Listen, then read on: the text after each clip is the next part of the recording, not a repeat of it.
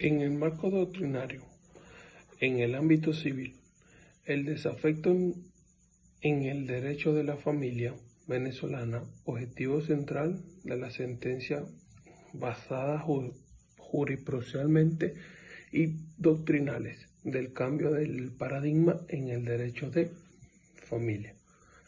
Tenemos claro que en Venezuela el desplazando el viejo modelo putativo del divorcio hacia un modelo moderno, fundamentalmente en la autonomía de la voluntad y la dignidad humana. Punto clave: la revolución del divorcio por desafecto. Tradicionalmente, el matrimonio en Venezuela se blindaba bajo la premisa de que el divorcio era sencillamente un castigo que requería demostrar legalmente la culpa de uno de los cónyuges. La doctrina del desafecto revolucionó esta noción al reconocer que el matrimonio es una comunidad espiritual. Si el afecto desaparece, el vínculo jurídico pierde su razón y ser, y mantenerlo de forma forzada es una violación a los derechos fundamentales. La ruptura del paradigma, tengamos claro que es comparativa legal. Para atender la magnitud de la sentencia número 1170 es útil contrastar cómo funcionaba el sistema judicial antes, después de su publicación, aspecto esquema tradicional. En el artículo 185 del código nos tiene unas cosas establecidas, pero eso cambió después de la sentencia 1170. El divorcio tiene varias causales en el Código Civil, son enumerativas. El desafecto es una causa autónoma, una causa de disolución, restricción de culpa, falta grave, adulterio, abandono o separación de hecho, bien prolongada. El desafecto o la pérdida del amor es un motivo suficiente por sí solo para disolver el vínculo que naturalmente antiguamente se iba en un juicio contradictorio y destructivo, un proceso largo con lapsos probatorios sobre la intimidad de la pareja y media y no contencioso. Se elimina el debate probatorio sobre los sentimientos o la vida privada. Vamos a analizar la sentencia 1070 del 2026. Fue órgano de la Sala Constitucional del Tribunal Supremo de Justicia por el magistrado Juan José Mendoza. Esto tuvo fecha el 9 de diciembre de 2016. Es un criterio clave de la sala. El desafecto es el desamor. Sencilla y llanamente, el desafecto es el desamor o la incompatibilidad de caracteres, manifestaciones, evitar los sentimientos íntimos de las personas cuando un cónyuge manifiesta que se ha extinguido el afecto obligatorio. Vamos a tener claro y mantener un vínculo matrimonial atento contra su dignidad humana. Por ende, la sala manifiesta el desafecto de uno de los cónyuges basta para decretar la disolución inmediata del vínculo. Tengamos claro que fundamento constitucional, libre desarrollo de la personalidad. El pilar que sostiene esta revolución jurídica se encuentra en la interpretación progresista de la Constitución de la República Bolivariana de Venezuela, en el artículo 20. El artículo 20 nos consagra el derecho al libre desarrollo de la personalidad y el Estado no puede obligar a un individuo a permanecer unido en matrimonio con alguien que sencillamente ya no lo quiere.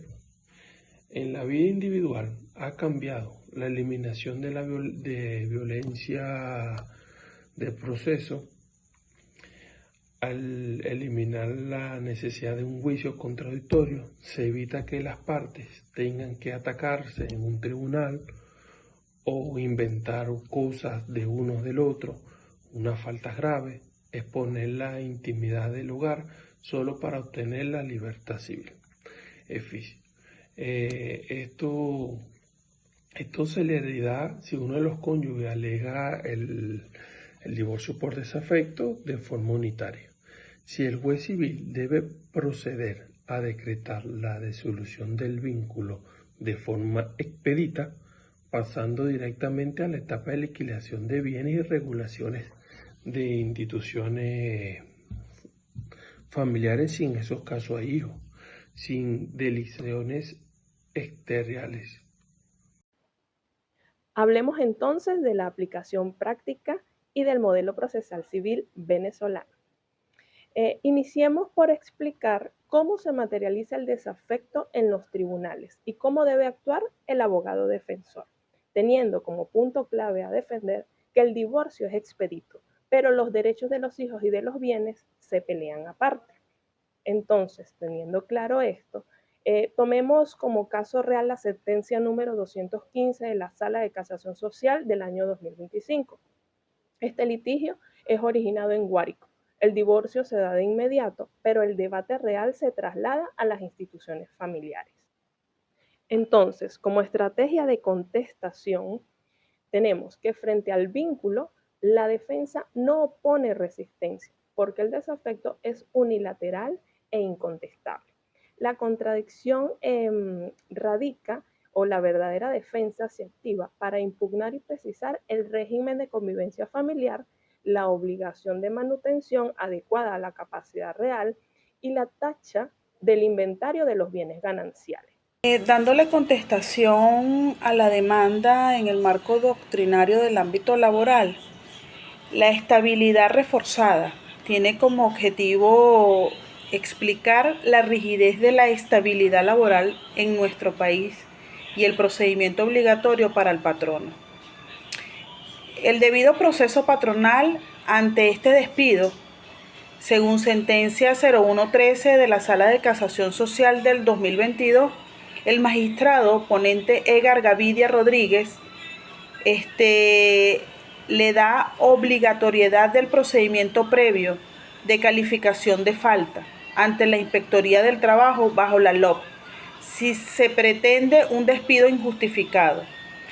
La consecuencia del incumplimiento, cualquier despido ejecutado de forma unilateral o de hecho sin cumplir este extremo, es nulo de nulidad absoluta, lo que acarrea forzosamente el reenganche y el pago de los salarios caídos. La regla general obliga al patrono a calificar la falta antes de despedir. Pero ¿qué pasa si el patrono no despidió a nadie, sino que el trabajador simplemente abandonó su puesto? El derecho protege al trabajador de la arbitrariedad, pero no ampara el abuso de derecho ni el fraude procesal. La sentencia 0113 no es un cheque en blanco para el trabajador que deserta. Para defendernos en estos escenarios, acudimos a la sentencia número 0682 de la Sala Constitucional. Este fallo aclara que la inamovilidad protege contra despidos arbitrarios. Sin embargo, cuando la relación laboral se extingue por un hecho ajeno a la voluntad de la empresa, es decir, como el abandono voluntario, las reglas del juego cambian. Aquí está la clave de la defensa, el traslado de la carga de la prueba. Si en la contestación demostramos que el trabajador dejó de asistir, la obligación de probar el despido se desplaza hacia él. El patrono no tiene que probar un hecho negativo, es el trabajador quien debe demostrar que existió un despido de hecho. Si no hay despido, la exigencia de una calificación de falta previa ante la inspectoría queda sin efecto. En conclusión, invocar la estabilidad laboral en un caso de deserción voluntaria es un error, ya que al no haber despido no hay falta que calificar. Para cerrar la exposición de nuestro equipo me corresponde abordar el litigio práctico laboral y presentar las conclusiones generales. Mi objetivo en estos minutos es mostrarle cómo se estructura estratégicamente un escrito de defensa patronal y finalmente constatar esta técnica procesal con la materia civil que discutieron mis compañeros. La defensa laboral. En el litigio laboral, la técnica de redacción en la contestación de la demanda. En un estado de indefensión, analizaremos el módulo 2 estructurado en 3 capítulos fundamentales. 1. La negación rotunda y fáctica. En nuestra contestación no nos limitamos a decir no, negamos categóricamente el supuesto despido verbal o arbitrario que alega el trabajador. Al mismo tiempo, oponemos una defensa afirmativa. El trabajador incurrió en un abandono de sus labores por más de 3 días hábiles consecutivos, cambiando la narrativa de despido injustificado a deserción voluntaria. Bloqueo jurisprudencial. La contraparte suele brindarse con sentencias estándar. En este caso invoca la sentencia 0113. Nuestra labor técnica es explicar la inaplicabilidad procesal en esta jurisprudencia. La sentencia 0113 parte de la premisa que existió una ruptura unilateral por parte del patrono. Al demostrar nosotros que hubo una deserción voluntaria, el supuesto hecho de la defensa se desvanece procesalmente. No tiene cabida. La defensa económica, contradicción subsidiaria. Aquí es donde la prueba documental manda de forma subsidiaria, es decir, atacamos los salarios caídos y los conceptos inflados que pretenden cobrar. Demostramos mediante los libros contables, los recibos de pago y los comprobantes de transferencia que las cifras alegadas carecen de asidero aritmético y legal. Las conclusiones del grupo. Para concluir este análisis comparativo que hemos hecho, nos deja una lección vital sobre el criterio de los abogados modernos en Venezuela. Nos enfrentamos a 2 universos con lógicas opuestas. Por un lado, tenemos el ámbito familiar en lo civil. Cuando lidiamos con el desafecto, el abogado debe entender que no se litiga sentimientos. La técnica que allí nos exige saber cuándo es el momento de allanarse, de ceder, para que no exista un desgaste procesal innecesario ante la ruptura irremediable. Por otro lado, el ámbito laboral, aquí no hay espacio para ceder sin pruebas. La ley presume a favor del trabajador, por lo que las cargas de la prueba nos exige una defensa técnica rigurosa, calculada, basada en hechos, en tiempo y contabilidad. El éxito de nuestra profesión radica precisamente en la dualidad de tener sensibilidad humana para allanarse en lo civil cuando corresponda y la pericia técnica administrativa y probatoria para blindar a nuestro cliente en lo laboral. He aquí nuestra exposición. Muchas gracias por su atención.